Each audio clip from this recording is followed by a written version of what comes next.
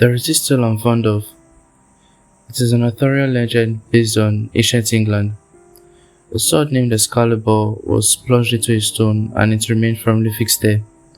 It was said that whoever pulled the sword from the stone would be the next king of England. Some of the most powerful and most influential men in the land tried to pull the sword out, but none succeeded until young Arthur pulled it out with ease. Back to the talk of the day. What does knowledge mean? Knowledge means to know. It is an essential part of what it means for humans to be an intelligent species. How is it that essential? Well, take for instance, everything we do as humans, the stimulus we respond to, the way we talk and even the way we think is down to what we know. You can't say you are scared of snakes if you don't know what snakes look like. It doesn't work like that. We as humans have always been in the quest for knowledge. We always aim to discover what we do not know because we know we have to know those things regardless of whether they exist, and then we teach what we know to our fellow humans that do not know. It's that simple. I call it the knowledge chain, and it's that chain that has built human civilization to the destructive beauty it is today. However, there is a popular misconception that the quest for knowledge is achieved through education, that is, through schools and all. But knowing is essentially a basic component of human behavior. Knowledge is knowing that something is beautiful or ugly, knowing that something smells nice or horrible, knowing that something tastes right, or even that something is itchy, rough or smooth. This fact shows that there are basically two types of knowledge: the knowledge we know and the knowledge we learn. You didn't know your name, you learnt your name. You didn't know language, you learnt language. For more emphasis, most of the knowledge we have access to is the one we learn. The other knowledge, the one we're born with, is the weird form of knowledge. You would agree that a recording from the market is less pleasing than Mozart's, right?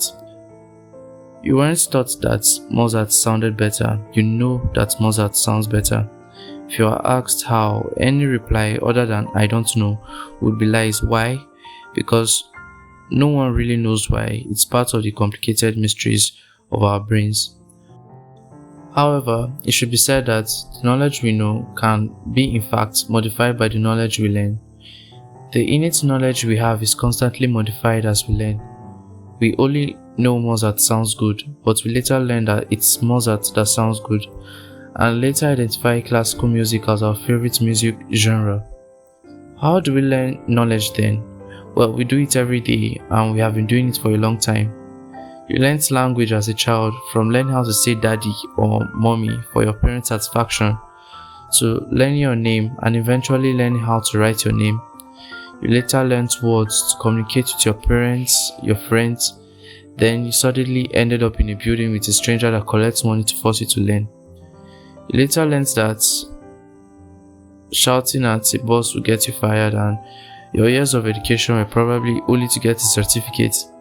You will later learn to understand the complicated behaviors of your dog, then your wife, then your children, and then you keep learning till you die. It should be noted that knowledge, whether valid or not, remains knowledge. When you said 7 plus 7 was 17 and you were told it was 13, you definitely learned it was 13, but you also knew it wasn't 17. We all learn to do things in certain ways, but in doing so, we also learn not to do things in certain ways, be it from our experiences or the experiences of others. That brings me to the fact that we are all learning and we keep learning. However, there are certain phases in our lives or times in the world that we are driven to learn certain truths. It usually starts as an idea, thought, wonder or belief that forces us to inquire more. In these moments of obsession, no matter how long or short they last, we ask people questions, ask ourselves questions, ask Google questions, even ask nature questions. We keep asking all to discover truths with knowledge. It goes from you wondering how to fly and why you are short, to inventing the airplane and understanding genetics And these obsessions for knowledge do not end, they will continue even to the end of time. Only little could be done to satisfy the human thirst for knowledge. On this noble pull for knowledge not only has a chosen person for discovery, it also has a chosen time for discovery. And unfortunately, you will never know if you're the chosen one if you don't pull. We have to keep pulling with all the resources and questions we could get. And if we are lucky enough, we could unearth the sword in our lifetimes. The much expected question, however, is what is the use of pulling the sword if you know you probably can't unearth it? The answer is simple, it's all for the experience of pulling it. Pulling the sword is always worth it, whether you unearth it or not.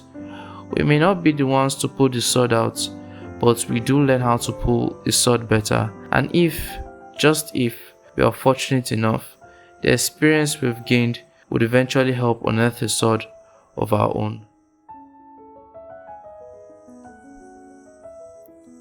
Thanks for watching. Please like the video if you liked it, subscribe and tap that bell for more content like this. And don't be greedy, share this video with someone that deserves it.